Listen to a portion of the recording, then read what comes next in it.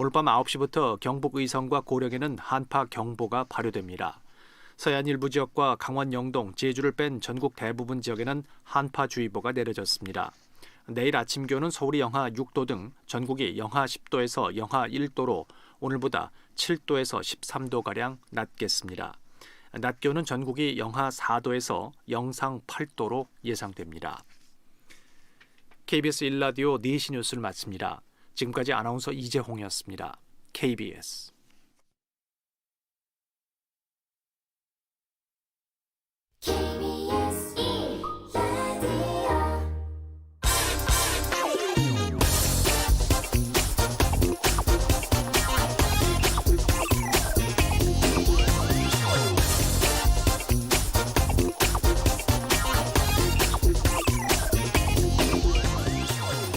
오는 26일부터 국내에서 백신 접종이 시작될 예정입니다.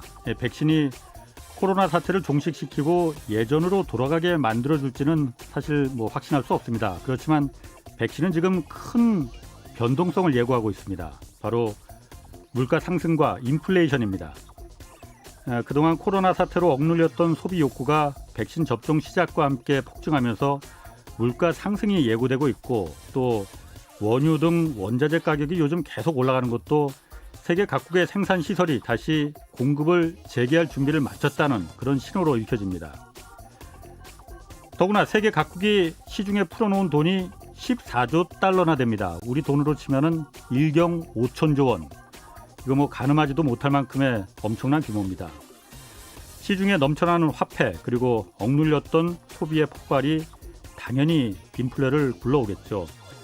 미국 월가에서는 30여 년 만에 인플레이션이 나타날 가능성을 지금 경고하고 있습니다. 물론 인플레가 예상될 때 현금으로 갖고 있는 대신 주식이나 금 이런 실물 자산에 투자하는 것이 정답이지만 요즘 보면 국내 주식시장 또 부동산 시장 이 과열에 대한 우려와 경고가 계속 나오고 있는 상황입니다. 지난주 화요일 경제쇼에 출연한 염블리 요즘 대세시죠. 염승환 부장이 이런 말을 했습니다. 주식 투자에 있어서 자신이 세운 원칙을 지켜야만이 손해보지 않는다. 어떻게 보면 당연한 공자님 말씀이지만은 왜 투자하는지 지금 자신만의 원칙을 세워두는 게 중요할 것 같습니다. 안녕하십니까. 경제와 정의를 다 잡는 홍반장, 저는 KBS 기자 홍사원입니다. 오늘도 홍사원의 경제쇼 본격적으로 출발하겠습니다. 유튜브 오늘도 함께 가시죠.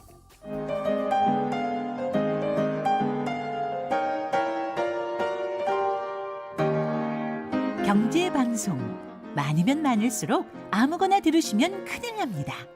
홍사훈의 경제쇼를 전적으로 믿으세요. 네, 미국 주요 주가 지수가 연일 거침없이 사상 최고치를 경신하고 있습니다. 또 우리 증시도 조금 전에 들어보니까 코스피가 46.42포인트 올라갔다고 하는데 저금리 속에서 역시 우리 국내 증시도 호황이 계속 이어지고 있는데 우려하는 목소리도 적지 않습니다. 너무 과열이다 보니까 하루만 불안해져도 급락이 시작됐다 이런 분석까지 쏟아져 나오는데 자, 우리 증시가 이게 진짜 거품이냐 아니냐 한번 자산 가격을 거품을 판단하는 기준이 어떤 것인지 그 전문가 한번 모시고 알아보겠습니다. 김영익 서강대 경제대학원 교수님 나오셨습니다. 안녕하세요, 김 교수님. 안녕하십니까. 예, 안녕하세요. 자, 먼저 가장 궁금하실 거예요. 지금 오늘도 보니까 코스피가 많이 올랐어요. 연일 계속 3,000포인트 올해 들어서 계속 쉽게 그냥 훌쩍 뛰어넘더니 잠깐 조정 보이더니 오늘 또 다시 이제 올라가기 시작했거든요. 거품입니까 아닙니까 이거? 저는 부분적으로 거품이라고 보고 있고요. 우리보다는 미국 시장이 더 거품이 끼어 있는 것 같습니다. 그래요. 그거 한번 좀 논리적으로 한번 좀 분석 좀 해봐 주십시오. 사실 거품이라는 건 거품이 꺼져봐야 알 수가 있습니다. 그러니까 그렇죠. 주식시장에 이런 이야기가 있거든요. 주식시장에 미친 사람은 없다. 다 자기가 생각하는 가격이 합리적이라고 생각하기 때문에 거품이 발생하거든요. 미친 사람은 없다. 다 자기가 추정하는 주가지수 그다음에 개별 기업 가격이 합리적이라고 생각합니다. 그래서 거품이라고 전혀 생각 안 하는데. 거품 빠져보면 내가 미쳤었구나 그걸 느끼는 거예요. 그러면. 지나고 나서야 내 알겠습니다. 판단이 잘못됐었구나 그런 걸 느낄 수가 있는데요. 그런데 이 거품 기준을 여러 가지 여러분들이 제시하고 있지만 대표적으로 레이 달료라는 브릿지워터 헤지펀드 거의 CEO가 7가지 기준을 한번 제시했어요. 예. 첫 번째, 전통적인 척도에 비해서 주가가 너무 높은가. 대표적으로 이제 법비지수 명목 GDP에 비해서 주가가 얼마나 시장 가격이 얼마나 높은가. 예. 그다음에 현재 주가와 미래 이익을 가대평가하고 있는가. 그다음에 투자자들이 돈 빌려 주식을 많이 사고 있는가. 그 많죠. 예. 그다음에 너무 미래를 낙관적으로 보고 있는가. 예. 그다음에 어디 가나 주식시장 이야기를 하고 있는가. 예. 그다음에 신규 시장 참여자가 많이 늘어나고 있는가. 엄청 늘고 있죠 지금. 예. 그다음에 혹시라도 통화정책 긴축 이런 우려가 주가를 급격하게 떨어뜨릴 우려가 나오는가. 뭐 그런 경고는 계속 나오고 있으니까요. 그런데 이런 기준으로 과거 레이달리오가 10번의 이익을 분석했는데요. 예. 특히 세 번째까지는 전통적인 척도에 비해서 주가가 너무 많이 올랐고 그다음에 사람들이 돈을 많이 빌려서 주식을 샀다. 이 세 가지는 10번의 이익 중에서 공통적으로 나타났거든요. 그래 그러면은 지금 말씀하신 그 7가지잖아요. 예. 그 거품이냐 아니냐 그 판단하는 기준이 예. 7가지 중에서 한 몇 가지 정도가 해당되면 거품이라고 볼 수 있는 거예요? 거의 다 해당되죠. 지나고 나면. 그래요? 예. 아니 제가 지금 들어보니까 예. 다 그런 것 같고 두 번째가 아까 그 가격이 미래 이익을 과대평가하고 있느냐 이 부분만 좀 좀 고개가 갸웃갸웃하고 나머지는 다 맞는 것 같아요. 그래서 그러면은 거품이네요. 그러면은. 예. 이것도 맞거든요. 예. 그래서 흔히들 주식시장이 주가 수익 비율이라고 있어요. 예. 그러니까 기업 순이익에 비해서 주가가 얼마나 올랐느냐. 그 평가가 얼마나 높게 됐느냐 낮게 됐느냐. 근데 미국 장기적으로 그 S&P 500 기준으로 하면은 PER 주가 수익 비율이 평균 16배였거든요. 근데 최근 2월에 40배까지 올라갔어요. 미국이. 예. 우리나라도 과거 평균 한 10배였는데 지금 한 15배 정도 되고요. PER이. 예. 그럼 그래서, 우리도 굉장히 고평가돼 있는 거네요, 지금. 과거보다 고평가됐죠. 그래서 이걸 가지고 이제 새로운 시대가 열렸다. 이번에는 다르다. 뭐 일부에서 이런 이야기가 나오는데요. 지나고 보니까 똑같았더라는 겁니다. 그래요. 그러면은 그 어쨌든 지금 그 레이 달리오가 그 헤지펀드의 CEO잖아요. 그러니까 이 사람이 7가지 기준 이게 거품일 때는 이런 걸 보면 이게 거품이라고 볼 수 있다라고 이제 기준을 말했다는데 지금 미국 그 주식시장도 거의 뭐 그 광적으로 지금 올라가고 있단 말이에요. 이 기준으로 보면 미국 주식시장은 지금 일단 어떻습니까? 우선 그 버핏 지수라고 그러는데요. 그러니까 명목 GDP에 비해서 주식시장 시가총액이 얼마나 많은가. 이게 이제 시가총액을 어느 기준으로 나스닥 시장도 있고 S&P 500도 있고 뭐 여러 가지 시장이 있거든요. 근데 제가 모든 시장을 다 합쳐봤었어요. 미국의 모든 시장을 다 합쳐봤을 때 1952년부터 장기 평균이 106%였거든요. 106%. 예, 명목 GDP보다. 그런데 2000년 이후는 좀 주가가 가대평가되어 176%였어요. 근데 작년 3분기 기준으로 해보니까 270%입니다. 276%요? 270%요. 아니 그러니까 그 정도로 그 명목 GDP 국내 총 생산되는 거에 비해서 그 시가 주식 이제 거래되는 시가총액을 전부 다 이제 나눈 게 이제 버핏 지수잖아요. 그게 그럼 270%나 지금 올라갔다는 거예요. 그럼 굉장히 그렇죠. GDP에 비해서 굉장히 역사상 이거로 보면은 최대 거품이 발생했다는 거죠. 거품도 뭐 그냥 거품이야. 우리나라는 이 버핏 지수가 어느 정도 돼요? 그러면? 우리나라는 한 104 정도 돼요. 코스피 시장만 기준으로 해가지고 코스닥까지 합치면 123 정도 되고요. 뭐 그렇다고 해도 미국에 비하면 훨씬 더 좀 양호한 편이긴 하네요. 양호한 편인데 우리도 과거 평균보다는 굉장히 높은 수준이고요. 그래요. 우리도 그 과거 평균은 한 66%였거든요. 총 2000년부터 쭉 따져보면 우리도 과거 평균보다는 높은 거죠. 일단 한국 주식이나 경제가 다 미국하고 지금 연동이 돼 있으니까 미국부터 좀 한번 따져보면은 지금 이게 그러면은 아까 말씀하신 대로 버핏 지수가 270% 정도까지 갔다는 거는 굉장한 거품이 지금 어쨌든 껴 있다는 거잖아요. 주식 시장만큼은. 그래서 짐 노저스 같은 사람은 최근에 뭐 이런 책을 돈의 미래라는 책을 내면서 그분이 연세가 아마 70세가 넘으셨을 겁니다. 그런데 자기 생애 가장 큰 거품이 일어났고 조만간 전례 없는 큰 거품이 붕괴될 것이다. 바로 이런 지표를 가지고 그렇게 이야기를 하거든요. 그런데 또 다르게 주장한 사람들은 세상이 바뀌었다. 그래서 이것도 거품이 아니다. 이렇게 주장하는 분들도 있죠. 세상이 어떻게 바뀌었는데 이게 거품이 아니라고 볼 수가 있는 거예요? 그래서 꿈이라는 거거든요. 특히 그 테슬라 같은 주식 보면은 사실 이익은 그동안 적자 많이 냈고 이익 조금밖에 안 내요. 예. 근데 이런 주식이 엄청나게 오르는 것은 예. 미래의 꿈이 주식시장에 반영됐다는 겁니다. 예. 미래의 가치가. 미래의 가치가. 근데 제가 생각하기로는 미래의 가치도 수백 년 거를 지금 예. 앞당겨서 다 써버린 것 같아요. 그렇군요.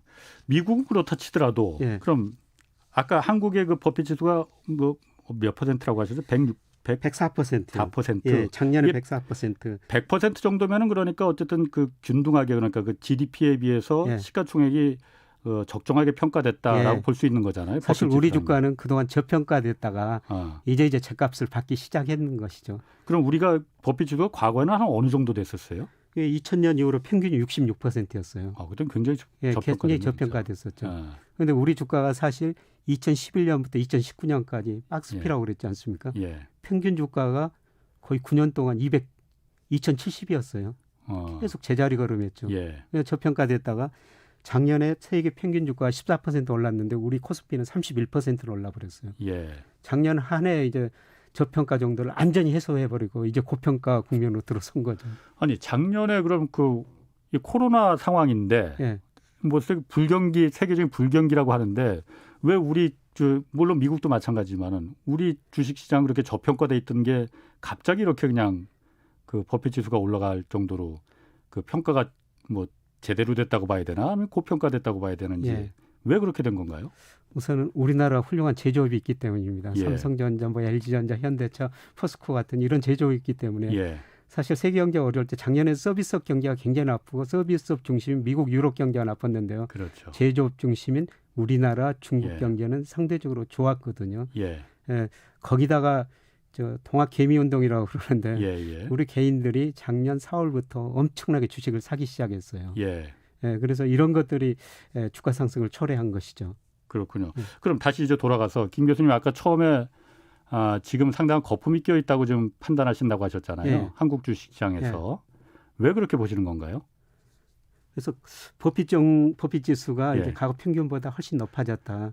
뭐 그다음에 103% 정도면은 사실 뭐 그 수치상으로 보면은 예. 100에서 3% 정도 올라가는데 예. 그게 그렇게 뭐 거품이라고 말할 정도로 미국 뭐 270%인데 예.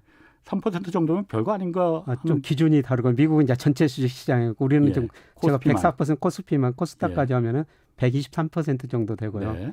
문제는 이게 모든 경제 변수들이 장기적으로 평균 회귀 성향도 있거든요. 예. 이게 평균이 66%였다는 겁니다. 2000년 이후로 20년 동안. 예. 평균에 비해서 너무 벗어났으니까 일정 정도 조정을 보일 수가 있다. 예. 그리고 저는 아주 장기적으로 우리 주가가 명목 GDP보다 조금 더 오르는 게 적당하다고 생각하는데요. 명목 GDP보다 조금 더 오른다. 장기적으로 보면은 우리나라 명목 GDP 성장률보다 코스피 성장률이 한 1 내지 2%포인트 정도 높았어요. 예.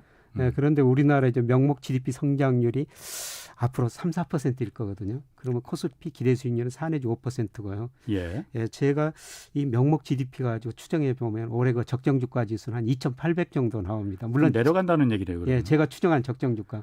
근데 실제 주가는 적정 주가 위로도 갈 수 있고 밑으로 갈 수가 있거든요. 지금은 위에 있다는 겁니다.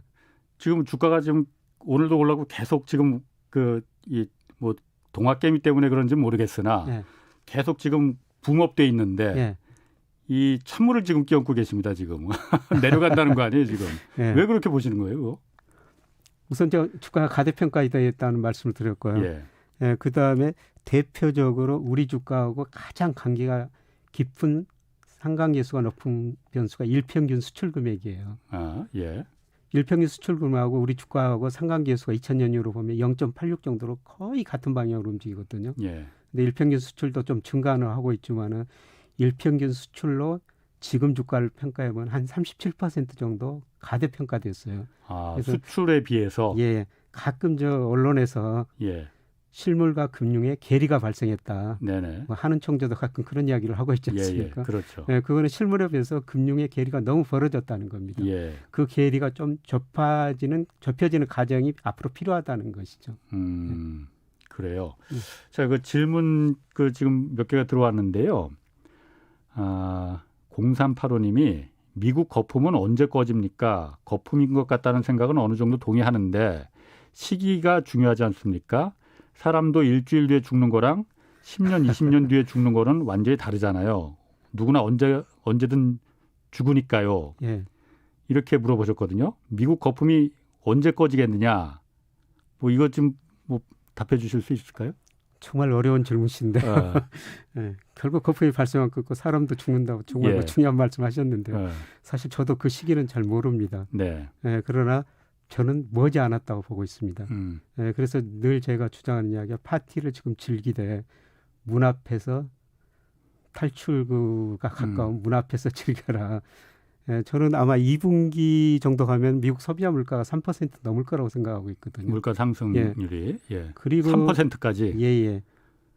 지금 미국 국채 수익률이 그거를 반영해 오르고 올라가고 있어요. 있죠. 10년짜리가 작년 3월에 0.5%대였거든요. 예. 예, 그런데 지난 금요일 날 보니까 1.21%까지 올라왔습니다. 예. 예, 저는 이것도 낮다고 생각하거든요. 조만간 이게 2% 넘고 올 연말 기간이면 2.5%가 넘으리라고 생각해요. 예. 근데 미국의 주식 그 배당 수익률이 보니까 지금 제가 오늘 오면서 보니까 1.48%입니다. 예. 배당 수익률이라는 건 주가에 비해서 배당금을 얼마나 받느냐. 이게 과거 평균이 4.3%였거든요. 그러니까 주가가 오르다 보니까 분모가 커지다 보니까 예. 배당금이 쳐가지고 수익률이 낮아졌거든요. 예. 예, 그런데 지금도 이게 미국의 국채 수익률보다 더 높습니다. 그래서 주식 투자를 해야 되죠. 그렇죠. 그런데, 당연히 국채 투자하는 것보다는 주식이 훨씬 더 이익이니까. 예, 그런데 미국 지금 국채 수익률 10년짜리가 1.21%인데요. 예. 이게 1.5% 넘으면 생각이 달라질 거라는 겁니다. 주식에서 채권으로 부분적으로 이동이 일어날 거라고 보고 있거든요. 예. 근데 그거는 저는 조만간 2% 넘을 거라고 보고 있습니다. 그래서 말하면 저는 2분기부터라도 주가가 많이 조정을 보이리라고 보고 있습니다. 그래요. 예. 근데 제가 얼마 전에 그 제롬 파월 그 연준 의장이 지금 미국의 거품이 감내할 만하다. 뭐 의욕으로 해석을 하면 그 정도로 해석이 될 수 있을 것 같아요. 지금 이 정도 충분히 이런 거품이 돼서 감내할 만한 그 거품이다. 그러니 이 상황을 계속 통제하려는 그런 그 어떤 정책을 피지 않겠다라고 말을 했지 않습니까? 그 부분은 지금도 김 교수님 말씀하시기를 미국의 거품이 심하다고 했는데 이 부분을 계속 감내하겠다. 이 정도는 감내할 수 있다. 더 키울 수도 있다. 자산을. 라는 말과 일맥상통하는 거잖아요. 연준 의장 입장에서는 아마 그런 말을 할 수밖에 없을 것 같습니다. 지금 자산가의 거품이 붕괴되면은 뭐 심각한 문제가 발생하거든요. 여기다가 부채 문제까지 발생하기 때문에 연준 의장 입장에서는 그런 말을 할 수밖에 없을 것 같습니다. 그렇군요. 자, 다시 이제 얼마 전에 이주열 한국 총재가 하여튼 지금 워낙 이 주식에 대한 열풍이 좀 과하니까 시장에서 이게 좀 주가 상승 속도가 대단히 빠르다. 이게 버블이라고 판단하기는 뭐 판단하진 그 판단은 유보했어요. 어렵다고 했어요. 그렇지만은 이 주가 상승 속도가 너무 빠르다 이렇게 말을 한 적이 있었거든요. 이주열 한국 총재가 이거 어떤 의미로 좀 해석을 해야 되는 건가요? 이게? 그건 아까 말씀드린 실물과 금융의 괴리라고 말씀드리고 싶습니다. 저도 한국은행 통화정책 자문위원을 꽤 오래 하면서 그분을 가까이서 좀 지켜본 적이 있었는데 굉장히 신중하신 분이거든요. 그런 분이 그런 말씀을 할 정도면은 그분도 개인적으로 보는 지표가 있을 겁니다. 너무 그렇겠죠. 실물하고 금융하고 괴리가 벌어졌다. 대표적으로 우리 명목 GDP나 아까 말씀드린 우리 수출, 일평균 수출 금액에 비해서 실물하고 너무 괴리가 벌어졌다. 괴리가 벌어진 만큼 작은 충격이라도 오면은 그 괴리가 급격히 좁혀질 수가 있는 거거든요. 아마 그분이 그런 뜻으로 말씀하셨지 않느냐 그런 생각이 듭니다. 그래 그러면은 지금 어쨌든 김 교수님도 이주열 총재가 말한 게 그렇게 직접적으로 말을 하지는 않았지만은 지금 주가가 실물을 반영하지 못하고 있다라고 이제 판단하고 계시는 거군요. 경제도 올해 회복되고 있습니다. 그런데 작년에는 실물하고 금융, 작년에 실물이 별로 안 좋았거든요. 근데 금융만 빨리 올라가지고 괴리가 너무 벌어졌어요. 올해 실물 경제는 회복됩니다. 예를 들어서 작년에 우리 경제가 마이너스 1% 성장했지만 올해 한 3% 이상은 저도 성장하리라고 보고 있거든요. 경제는 성장하지만은 주가가 너무 앞서갔기 때문에 그 괴리를 좁혀지는 과정이다. 그거는 주가가 좀 조정을 보이거나 뒷걸음질 치면서 예. 실물 경제는 좀 좋아지면서 그 괴리가 좁혀지는 과정이라고 보고 있거든요. 예. 그리고 올해 경제가 좋아지면은 사실 좀 미국 경제 작년에 마이너스 3.5% 성장했는데요. 예. 올해 대부분의 전문가들이 5% 이상 전망하고 있거든요. 그럼 5% 이상 성장하면은 미국이 더 이상 돈을 안 풀게 될 겁니다. 그러면 걷어들인다는 거예요, 그러면? 걷어들이지는 않지만은 더 이상 돈을 안 풀 거거든요. 예. 그래서 우리가 연준 매주가 자산 동향이 발표가 돼요. 그걸 예. 이제 관심 있게 쳐다보면은 될 텐데, 예. 뭐 경제 성장이 5% 되면은 물가가 오르게 될 거거든요. 예. 더 이상 돈을 안 풀게 되면은 예. 그만큼 풍부한 유동성 때문에 올랐던 주가가 조정을 보일 수밖에 없다는 것이죠. 그래서 주가를 결정하는 가장 중요한 요인이 배당금을 빼면은 예. 금리하고 기업 이익 증가율이에요. 예. 올해 기업 이익 증가는 올라갈 겁니다. 그렇겠죠. 그런데 그것보다도 금리 상승 속도가 더 빠르면은 주가는 떨어질 수가 있다는 거죠. 그러면 김 교수님이 보시기에는 미국 연준에서 금리를 손을 댈 가능성이 있습니까? 기준금리는 안 오를 겁니다. 예. 연방 기금금리라고 그러는데요. 그걸 0에서 0.25% 유지할 겁니다. 그런데 시장금리가 올 거라는 거죠. 근데 주식시장은 기준금리보다는 시장금리 반영하거든요. 예. 아까 말씀드렸습니다만 지금 10년 국채는 1.21%인데 그게 금리에는 미래 경제성장, 미래 물가가 들어있어요. 앞으로 경제성장 5%다. 물가 3%다. 이렇게 기대되면요. 지금 금리는 너무 낮은 수준이에요. 금리가 아까 배당 수익률을 1.48%라고 했는데 그 배당 수익률을 넘어서게 되면은 사람들이 야 주식에서 좀 채권 투자를 해야 되겠구나 이런 생각이 좀 바뀔 것 같거든요. 그래요. 자, 한 가지만 좀 더 질문을 드리면은 지금 뭐 청취자분 질문도 많이 들어오는데 요거 제가 개인적으로 궁금한 거 하나 좀 묻고 좀 질문 좀 드리겠습니다. 지난주에 그 염승환 부장이라고 이제 그 애널리스트 나오셔서 그 실물과 주식 시장이 지금 이 거품 그 관련해서 이 실물 경제를 이제 반영하지 못하고 있다라는 부분에 대해서 이런 얘기를 하시더라고요. 주식 시장에서 보는 그 실물과 일반인들이 느끼는 그 실물은 괴리가 있다. 지금은 다 뭐 그 자영업자나 어떤 경기가 안 돌아가니까 이건 불황이라고 실물 경제가 나쁘다고 판단하지만은 주식 시장을 이끌어가는 그 실물은 삼성전자, 뭐 SK 하이닉스, 뭐 현대차 같은 대형 제조업체들이 다 끌고 가는 거기 때문에 이 실물은 굉장히 지금 좋다. 그렇기 때문에 그 실물 경제가 안 좋다는 거는 맞지가 않다라는 그런 얘기를 하시더라고요. 사실 차별하죠. 그래서 우리가 자영업자이나 중소기업 굉장히 어렵거든요. 작년 통계 보니까 우리나라 중소기업의 50%가 이자 보상 비율이 1 미만이에요. 이자 보상 비율이 1 미만이라는 것은 무슨 의미냐면은 한 해 장사해가지고 영업이익 내가지고 이자도 못 갚는 기업이 중소기업 50%라는 거거든요. 대기업도 25%입니다. 근데 대부분 나쁜데 말씀하신 삼성전자, 포스코, 현대차 이런 기업들은 지금 이익을 굉장히 많이 내고 있죠. 그런데 제가 생각하기에는 이런 기업도 과거 평균에 비해서 PR이 너무 높다는 것입니다. 그런 대형 상당히 한 7년, 10년 이익을 미리서 지금 주가가 앞당겨 쓰고 있다는 겁니다. 그렇군요. 그래서 그거는 이제 보기에 따라 다른 거예요. 아까 주식시장에 미친 사람은 없다. 다 자기가 생각하는 가격이 합리적이라고 생각하거든요. 근데 저는 그런 거 대형주마저도 PER 이런 거 구해보면은 지금 너무 가대평가 국민이 아닌가. 고평가되어 있는 겁니까, 그럼 지금? 그리고 이제 중요한 거는요. 지금 미국 주시장이 제가 거품이라고 말씀드렸습니다만 2000년에 미국 IT 거품이 붕괴되면서 미국 주가가 제자리 오기 10년이 걸렸습니다. S&P 500이. 그러니까 우리가 미국 주가는 많이 오른다. 우리 주가는 덜 올랐다 그러는데요. 사실 2000년부터 하면 우리 코스피가 미국 주가 S&P 500보다 더 많이 올랐습니다. 그렇군요. 10년 동안 정체를 보였기 때문입니다. 그 유명한 구글, 마이크로소프트, IT 거품 붕괴되면서 제자리 오기까지 10년 혹은 15년이 걸렸거든요.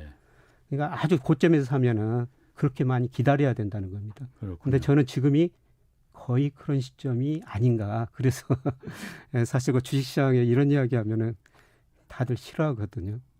제가 2007년 상반기에 미국에서 글로벌 금융위기가 시작될 것이다. 이렇게 전망을 한 적이 있었어요. 근데 2007년 상반기까지 주가가 굉장히 많이 올랐거든요. 그때 정말 그 욕도 많이 먹고 곤혹스러웠었습니다. 근데 제가 예상한 것보다 좀 늦게 2007년 말에서 2008년 그래도 오긴 왔네요. 오기는 왔는데 그러니까 제가 지금 앞서가고 있을 수도 있어요. 예. 아까 말씀드린 것처럼 거품 꺼지는 시기는 누구도 모르거든요. 예. 예, 그런데 제가 보는 여러 가지 경제 지표가 지금 거품 영역에 들어섰고 조만간 그 거품이 붕괴될 가능성이 상당히 높다. 그렇군요. 사실 저도 뭐 이 취재를 이렇게 하다 보면은 예. 사실 숫자는 거짓말을 안 하거든요. 예. 그래서 저도 취재를 할 때 항상 그 숫자를 따라가는 그런 예. 버릇 같은 게 좀 있거든요. 뭐 9289님이 지금 질문이 들어오셨는데 요즘 기업 실적 나오는 거 보면 많은 기업이 흑자 규모가 대단하던데 이런 실적이 모두 시장에 이미 반영돼 있다고 봐야 합니까? 라고 질문하셨거든요.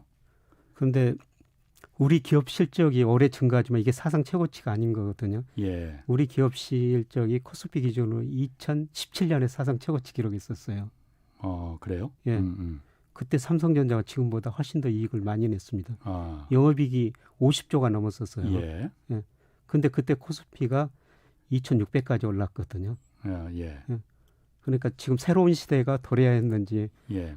제가 좀 나이가 들어가지고 과거 기준으로 판단하니까 젊은 사람들의 예. 생각을 못 따라갈 수도 있습니다. 예. 근데 지나고 보면은 예. 항상 이런 아까 숫자 말씀드렸습니다. 예. 이런 전통적 척도가 맞더라 그런 이야기입니다. 맞습니다. 올해 기업이익이 증가하지만은 예. 2017년보다는 낮습니다. 자, 김 교수님 아까 이제 어쨌든 지금 자산에 거품이 뭐 잔뜩인지는 몰라도 많이 껴 있다라고 이제 분석하시는 거잖아요. 예. 그러면은 어떤 계기로 그럼 이 거품이 껴 있다면 분명히 터질 거 아닙니까? 어떤 계기가 있을 때 이 거품이 이제 터질까요? 그러니까 붕괴가 될까요? 예, 처음에 말씀하셨습니다만 인플레이션이에요. 예. 사실 그동안 물가가 정말 안정됐었거든요. 예. 디스인플레이션 시대라고 그렇죠. 그랬었죠. 예. 1980년부터 물가가 안정되기 시작하죠. 2000년 이후로는 정말 물가가 안정됐어요. 예. 그런데 물가가 지금 상승할 요인이 굉장히 많다는 거죠. 많죠. 우선 그 수요 측면에서는 미국 GDP가 작년 기준 한 21조 달러 정도 되거든요. 명목 예. GDP가. 예. 그런데 지금 이번 바이든 행정부에서 1조 9천억 달러 아마 그게 통과될 거예요. 예. 미국 GDP의 거의 9%예요. 이게 통과되면 수요가 증가하고 초과 수요 현상이 발생할 수 있다. 예. 근데 제니 델렌 재무장관은 아니다. 예. 레이 서머스 전 재무장관은 예. 인플레 문제를 굉장히 우려하고 있거든요. 예. 그러니까 경제라는 게 보는 사람 시각에 따라 다른데 그렇겠죠. 저는 수요 측면에서 어느 정도 인플레가 나타날 것이다. 예. 더욱 중요한 것은 공급 측면이에요. 예. 사실 전 세계 물가가 안정된 건 중국 때문이었거든요. 예. 중국이 2001년에 WTO에 가입합니다. 예. 저임금을 바탕으로 물건을 싸게 생산하고 전 세계 시장에 공급했어요. 예. 예를 들어서 미국 월마트 같은 데 가보면 이 진열된 상품의 절반 이상이 중국산이라는 거거든요. 네. 그 2000년부터 작년까지 보니까요. 미국의 대중부역 적자가 5조 4천억 달러입니다. 예. 그만큼 중국 사람들이 물건을 싸게 생산하고 미국으로 공급해 줬기 때문에 미국 사람들이 물건을 싸게 살 수가 있다는 거죠. 그런데 지금 바이든 전 트럼프 정부도 그랬고 바이 아메리칸 정책을 내놓거든요. 이제 자기들이 생산하고 그거를 자기들이 쓰겠다는 겁니다. 미국 내에서 생산한 거 우선 구매하겠다는 거 정부 조달물자는. 그런데 중국만큼 싸게 생산할 수가 없어요. 더욱 중요한 거는 이게 공급 측면에서 물가 상승 요인이 많다는 겁니다. 그리고 일단 원자재 값이 굉장히 많이 올라갔고 최근에 원자재 가격도 올라가죠. 유가도 올라가고 그다음에 달러 가치가 떨어지고 있거든요. 달러 가치가 떨어지면 곧바로 원자재 가격이 올라가고 소비자 물가가 올라가요. 작년에 한 7% 정도 주요국 통해서 달러 가치가 떨어졌다고 올해는 좀 반등하고 있습니다만 저는 중기적으로 달러 가치가 하락이라고 보고 있거든요. 물가가 오르면 금리도 오를 수밖에 없다. 금리에는 미래의 물가 상승률이 기대 인플레가 들어있거든요. 그래서 당장 저는 아까 말씀드렸습니다. 2분기부터 미국 소비자 물가 3% 이상으로 오르라고 보고 있어요. 지금 한 1.4%, 5% 안팎에서 움직이고 있는데. 연준이 보통 이제 감내할 수 있는 정도의 수준의 인플레가 한 2% 정도라고 보는 거잖아요. 물가 안정이 2%인데요. 근데 연준이 3% 돼도 금리를 안 올리게 될 겁니다. 평균 물가 목표제를 작년에 도입했거든요. 그러니까 물가 목표가 2%인데 최근에 2% 계속 밑에 있었다는 겁니다. 앞으로 2%를 넘더라도 평균은 전체 평균은 2% 별로 크게 벗어나지 않으니까 금리를 안 올리겠다는 겁니다. 그런데 일부에서는 올해 물가가 5%더 갈 수 있다, 10%더 갈 수 있다 이렇게 주장하는 사람도 있거든요. 물가가 5%, 10% 가면은 연준 뭐 파월 의장이나 연준 위원들도 생각이 바뀔 수밖에 없습니다. 금리를 올릴 것이다. 최대한 기준금리 인상은 자제할 텐데요. 예. 시장금리가 먼저 오를 거라는 것이죠. 그래서 우리가 그 미국의 인플레 지표를 가장 관심 있게 쳐다봐야 됩니다. 그렇군요. 또 그렇게 좀 해석을 하는 사람들도 있더라고요. 그러니까 미국 연준에서 어쨌든 미국 연준의 금리가 전 세계 경제 상황에 미치는 영향이 워낙 크니까 예, 파월 의장이 인내심 있는 완화가 중요하다 뭐 그래서 이 자산 버블을 거품을 계속 좀 용인하겠다라고 말하는 거는 어쨌든 인플레라는 거는 달러 가치 하락을 달러가 그러면 신뢰도가 좀 약화되는 걸 의미하는 거잖아요. 연준이 원래 첫 번째 목표가 그거 아닙니까? 달러 신뢰도를 갖다가 지키는 거. 근데 이걸 갖다 용인하는 거는 자산을 이제 버블을 좀 키운다 하더라도 중국을 견제하는 게 우선 아니냐라는 시각이 좀 있는 것 같더라고요. 그런 부분은 어떻습니까? 그래서 지금 미국하고 중국 계속 패권 전쟁을 하고 있는데요. 그런데 결국은 뭐 중국 견제죠. 몸집을 미국이 더 키워야 된다 이런 의미라고 좀 해석을 하는 사람들도 있던데. 달러 가치가 떨어지면 미국 몸집은 오히려 줄어드는 거고요. 줄어든 건가요? 그러니까 장기적으로 보면은 미국 GDP가 세계에서 차지하는 비중하고 달러 가치는 거의 같은 방향으로 움직이고 있거든요. 그래서 장기적으로 보면 미국 GDP가 세계에서 차지하는 비중이 계속 줄어들고 있고요. 예를 들어 2001년에 32%였어요. 작년 한 24% 정도로 줄어들었고 IMF가 2025년 정도 가면 22, 23% 정도 더 줄어들 거라는 거거든요. 그러면 달러 가치가 하락한다는 겁니다. 그러면 달러 가치가 하락하면 상대적으로 위안화 가치는 올라가게 되거든요. 그래서 이게 문제인데 지금 작년 보니까 미국이 세계 GDP에 차지하는 뭐 24%고 중국은 한 17%까지 올라왔어요. 미국 GDP의 70% 이상이거든요. 그런데 달러 가치가 떨어지고 위안화 가치가 오르면은 중국 GDP 비중이 상대적으로 더 빨리 올라가 버리죠. 그래서 좀 빠르면 2028, 29년 되면은 중국 GDP가 미국 GDP를 초월하게 되거든요. 그게 미중 패권 전쟁의 본질인데요. 미국 입장에서는 그걸 가장 막고 싶을 것 같은데. 그거 막고 싶어도 시장은 통제할 수 없는 것 같습니다. 얼마 전에 제가 중국 높은 공산당 관리 간접적으로 들었는데 이 사람이 하는 이야기가 공산당은 통제할 수 있지만 시장은 통제할 수 없다. 중국 같은 공산주의에서도 그런 얘기가 나오는데 제가 장기적으로 보면은 이 시장은 누구도 통제할 수가 없어요. 그러니까 세계에서 미국 비중 축소, 그다음에 미국의 대내 불균형이 워낙 심화됐거든요. 미국이 지금 미국 사람들이 소비를 너무 많이 하다 보니까 미국의 경상수지 적자가 굉장히 많이 쌓이고 있고요. 미국의 대순부채가 GDP 대비 66% 정도 작년 3분기까지 올라갔어요. 미국 대부채가 너무 많으니까 이거 불균형을 해소해야 된다는 거죠. 그래서 결국 달러 가치가 떨어질 수밖에 없다. 그래서 달러 가치가 떨어지면 미국은 상대적으로 줄어들고 달러 가치가 떨어지니까 최근에 좀 원자재 가격도 오르고요. 나중에 이야기할 기회가 있을지 모르겠습니다. 비트코인 가격. 오늘 비트코인 얘기하셔야 됩니다. 비트코인 가격도 오르고 거기에 저는 모든 게 미국 비중 축소 그다음에 달러 가치 하락이 그 원인이라고 보고 있거든요. 그렇군요. 그 질문 잠깐 좀 받을게요. 임정환 님이 증권사가 너무 많습니다. 어떤 기준으로 증권회사가 안전하고 불안하다고 판단을 해야 하나요? 펀드 관련 상담을 하려고 합니다. 어떤 기준으로 증권회사가 안전하냐 불안하냐 이 판단을 해야 하나요? 라는 질문인데 증권회사 안정 불안정 그런 건 따질 필요가 없을 것 같습니다. 예를 들어서 은행이 마감하면은 은행에다 돈을 맡겼다면 뭐 5천만 원까지는 기본적으로 찾을 수 있는 그 이상 돈이면은 찾지 못할 수 있거든요. 근데 지금 임정환님이 물어보신 거는 요즘 라임 사태 등 같은 거 보니까 펀드 자산운용사 이야기하는 거군요. 은행이나 증권사에서 이걸 어쨌든 판매를 하잖아요. 펀드를. 이 은행이나 증권사들을 믿을 수가 있겠느냐? 이 펀드 판매하는 걸.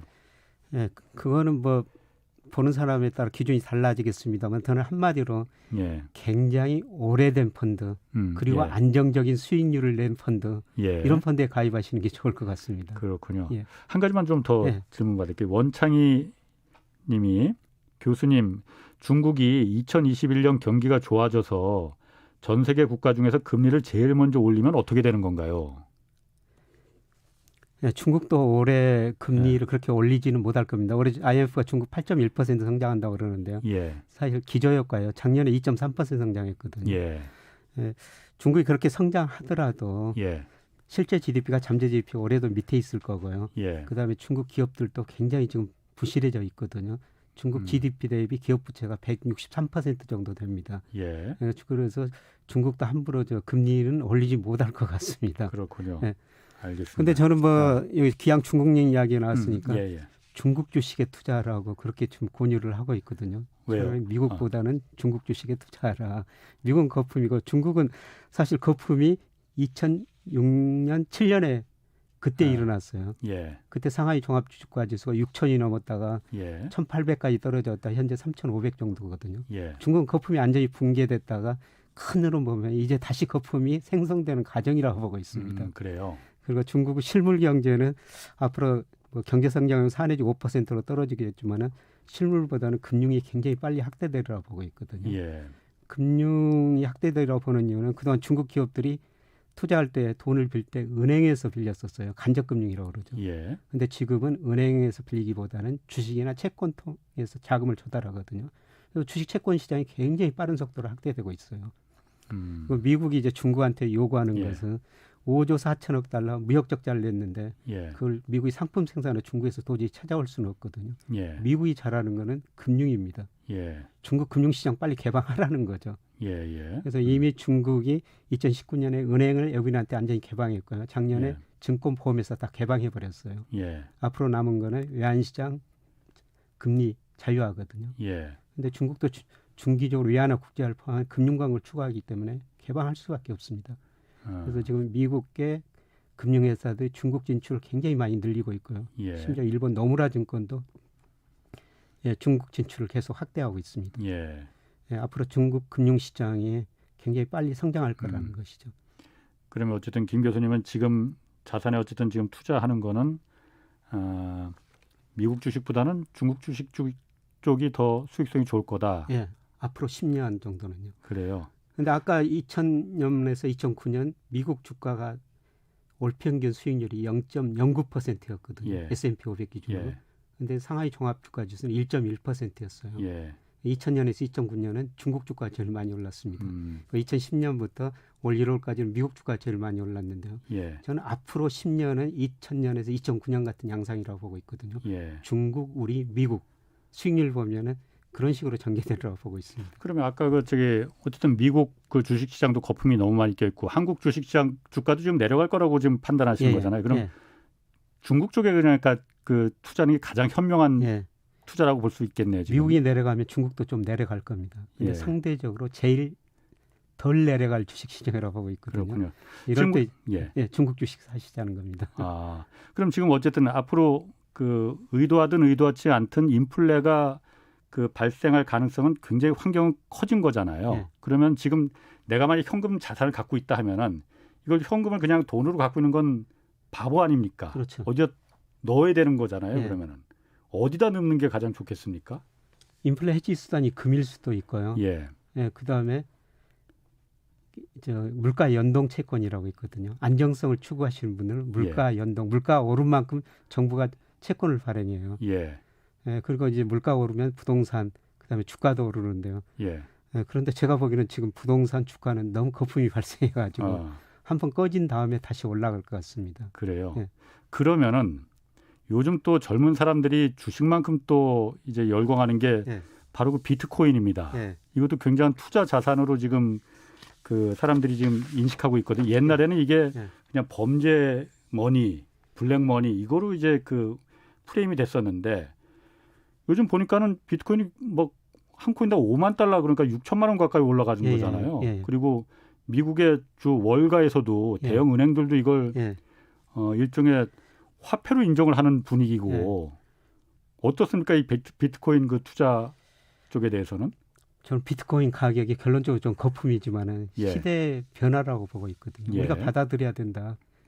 비트코인이 오르는 가장 중요한 이유는 지금까지 말씀드렸습니다. 세계에서 미국 비중 축소, 달러 가치 하락이다.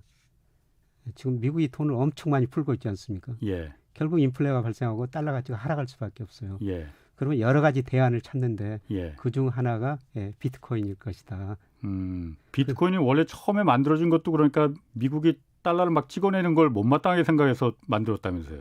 예, 뭐 그런 측면도 있고. 예.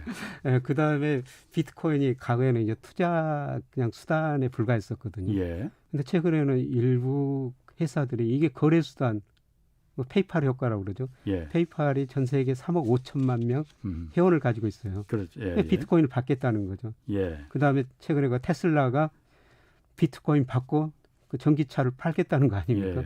예. 예. 그래서 이게 거래 수단이 되지 않느냐. 예, 그리고 또 더욱 중요한 것은 비트코인은 가격 변동성이 굉장히 심하거든요. 너무 심해요. 365일, 예. 24시간 계속 거래가 돼요. 예. 예, 그러다 보니까 이 가격 변동이 심하니까 저 같은 사람은 비트코인에 쉽게 접근하지 못합니다. 근데 젊은 분들은 이 비트코인을 좋아한다는 거죠. 저같이 나이 든 사람들은 금을 좋아하는데 안전한 자산에. 예. 비트코인 젊은 사람들이 가격 변동이 심하고 매일 있으니까 예. 언제든지 수익을 낼 수가 있다는 거거든요. 예. 이게 왜 가격 변동이 심하느냐? 예. 공급이 굉장히 비탄력적이에요. 비탄력적이라는 게 무슨 말인가요? 공급이 적다는 것입니다. 그러니까 5개 발굴업체가 최근 블룸버그 조사를 보니까요. 예. 5개 발굴업체가 약 50%를 가지고 있습니다. 전체 비트코인 양에. 예. 그리고 비트코인 보유자를 블룸버그가 조사해 보니까 2%가 95%를 보유하고 있더라는 것이죠. 그러니까 2%의 사람이 예. 전체 비트코인 그 채굴한다고 하죠. 채굴량의 95%를 갖고 있는 거예요. 예. 그러다 보니까 거래되는 양이 적거든요. 거래되는 양이 적으니까 이 수요가 조금만 변동하면 급격하게 오르고 우리나라가 소비자 거래되는 양이 적다는 걸 제가 좀 따라가지 못하겠는데 왜 적은 거죠? 95%가 지금 보유하고 있고 그 사람들이 거래를 많이 안 하고 그냥 보유하고 있다는 그 거죠. 사람들은 95%는 그냥 보유만 하고 있고 이거 예. 거래 시장에서 거래를 안 해요? 예, 거의 거래를 안 한다는 것이죠. 그럼 나머지 5%만 예. 지금 그럼 비트코인이 거래가 되는 겁니까? 예. 그 5% 가지고 계속 매일 샀다 팔았다 하루에도 몇 번 샀다 팔았다. 그러니까 거래량은 엄청 많이 늘어나고요. 예. 이 공급이 비탄력적이면 수요 상황에 따라서 가격 변동이 심합니다. 예. 그러니까 대표적으로 우리 계란 가격도 비탄력적이거든요. 예. 지금 계란 가격이 올랐다고 지금 당장 계란을 생산해낼 수 있는 건 아니죠. 예. 예. 뭐 병아리 사서 키우고 암탉까지 몇 개월은 걸리거든요. 예. 그러니까 수요가 좀 늘어나면 가격이 금방 올라가요. 계란 가격이. 예. 그다음에 공급이 늘어나면 계란 가격이 떨어지고. 예. 비트코인이 바로 그거거든요. 우리나라 저 강남 아파트도 그래요. 강남 예. 아파트도 공급이 비탄력적이거든요. 그러니까 수요가 좀 늘어나면 강남 아파트 가격이 다른 데보다 더 많이 올랐다가 예. 강남 아파트가 떨어질 때는 더 많이 떨어집니다. 그런가요? 예. 뭐 떨어지는 거 그렇게 잘 못 본 것 같은데. 2009년, 2010년에는요. 예. 강남 아파트가 제일 많이 떨어졌어요. 그렇군요. 네. 물론 장기적으로 보면 강남 아파트가 제일 많이 오릅니다만 떨어질 예. 때는 공급의 비탄력성 때문에 그렇게 수요 변동에 따라 아주 가격 변동이 심하거든요. 바로 비트코인이 그렇다는 겁니다. 그렇군요. 그래서 가격 변동이 너무 심하다는 것이죠. 예. 그러면 지금 이게 근본적으로 비트코인이 이 투자의 목적으로 보는 게 아니고 원래 제가 뭐 어디서 듣기로는 가장 정의로운 화폐다 비트코인이 누구는 또 그렇게도 말하고 또 누구는 이 순사기다. 블랙 그 범죄 시장에서 그 너무 이거야말로 거품이 잔뜩 껴갖고 신뢰가 기반되지 않은 화폐가 어떻게 가능하느냐. 그래서 이거는 의미가 없는 화폐로서의 기능은 전혀 못할 것이다.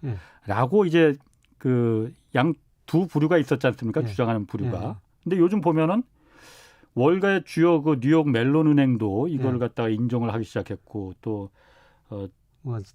모건 스탠리도 이걸 투자 자산으로 이제 인정을 하기 시작했고 그런 거 보면은 월가는 원래 달러의 그 가치를 지키는 그래서 가장 강력한 경쟁자가 비트코인일 것이다라는 부분 때문에 이제 좀 배척을 의도적으로 좀 이거 블랙머니 뭐 범죄 머니 이렇게 했었는데 거기서 인정을 하는 이유를 제가 잘 이해를 못 하겠거든요. 돈이라는 게 수익률 높은 데로 이동하거든요. 그러니까 미국의 그렇게 유명한 큰 금융회사들도 비트코인이 앞으로 수익률이 더 높을 것이다. 이렇게 기대되면은 생각이 바뀌어지는 거죠. 가장 근본적인 생각은 세계에서 미국 비중 축소, 달러 가치 역할 축소, 어쩌면은 머지않아 달러라는 기축 통화가 지위를 잃을 수도 있다. 이런 생각까지 가는 것이죠. 그러니까 그 모든 원인이 저는 미국 경제, 미국 비중 축소, 달러 가치 축소. 사실 미국이 2차 대전 이후 세계 패권국이 된 거는 민주주의와 그다음에 시장, 자본주의였거든요. 근데 그것이 미국서 지금 무너지고 있다는 거죠. 이번 46대 대통령 선거에서 왜 그까지 이상한 일이 벌어졌지 않습니까? 그게 미국의 기본이 민주주의고 시장 자본주의인데 그게 무너지고 있다는 겁니다. 예, 그래서 그러면 달러 가치가 떨어지면은 어떤 자산이 대체 자산일까? 이 투자 자산을 찾는 과정에서 그중 하나가 저는 비트코인이 등장했다고 보고 있고요.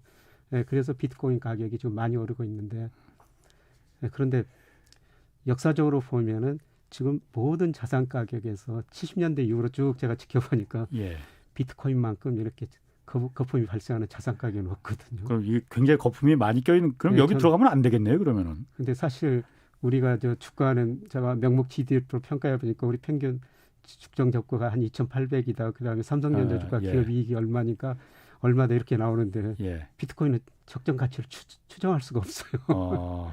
네, 그래서 이게 여기서도 더 올라갈 수가 있지만은 역사상 지금 저는 가장 큰 거품이 발생하고 있다고 보고 있습니다. 그렇군요.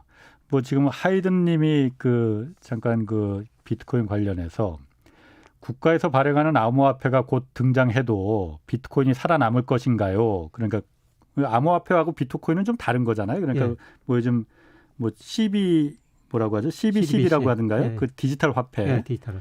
이게 등장해도 비트코인이 살아남겠느냐? 채굴형 코인이 과연 암호화폐의 미래가 될 수 있을지요? 라고 질문 주셨거든요.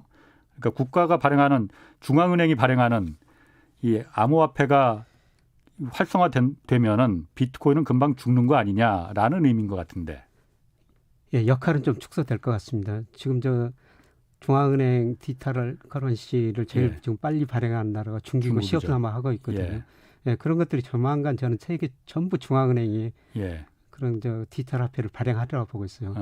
예, 그러면은 기축통화 역할, 비트코인의 역할도 좀 축소되리라고 보고 있습니다. 그리고 더욱 중요한 거는 사실 달러가 기축통화되는 것은 미국이라는 정부의 신용이 들어가 있는 거거든요. 근데 비트코인은 누가 이 신용을 뒷받침해 줄 것인가? 그게 없어요. 그래서 저는 비트코인이 굉장히 거래수단으로 쓰이기에는 시간이 많이 걸릴 것이다. 그리고 가격 변동이 너무 심해요. 테슬라가 비트코인 받고 지금 그 자동차를 팔았다고 그러면 좀 가지고 있으면 그것이 예를 들어서 지금 뭐 5만 달러가 넘었는데 1만 달러로 떨어지면 이 가격 변동이 너무 심하죠.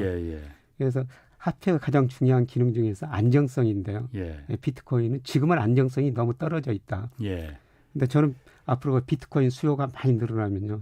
처음에 그 자동차를 생산했을 때 그 많은 자동차에 규제가 많이 있었거든요. 근데 초기에는 자동차가 굉장히 비쌌는데 포드 같은 데 자동차를 많이 생산하면서 자동차가 급락하면서 대중화가 됐죠. 대중화가 됐거든요. 이제 비트코인이 앞으로 그렇게 많이 사용되면은 가격이 상당히 안정되리라고 보고 있습니다. 그때 가서 이제 비트코인이 어느 정도 거래 수단으로 쓸 텐데 지금 이렇게 가격 변동 심해가지고는 거래 수단으로 쓰기는 좀 한계가 있다고 생각하고 있습니다. 그래요.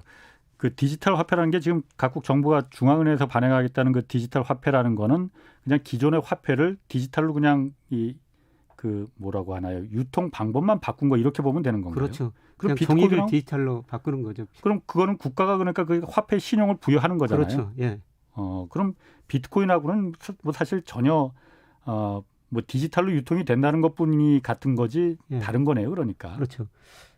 그런데 이게 이제 사용 가능하다는 것은 전 세계가 그 미국 중심이었는데 다극화 체제로 가면서 뭐 세계 사람들이 공통적으로 추구할 수 있는 화폐 중 하나다. 그렇군요. 그러니까 우리가 코로나를 겪으면서 무역도 상당히 제한이 있고 사람 이동이 덜 자유롭게 됐지 않습니까?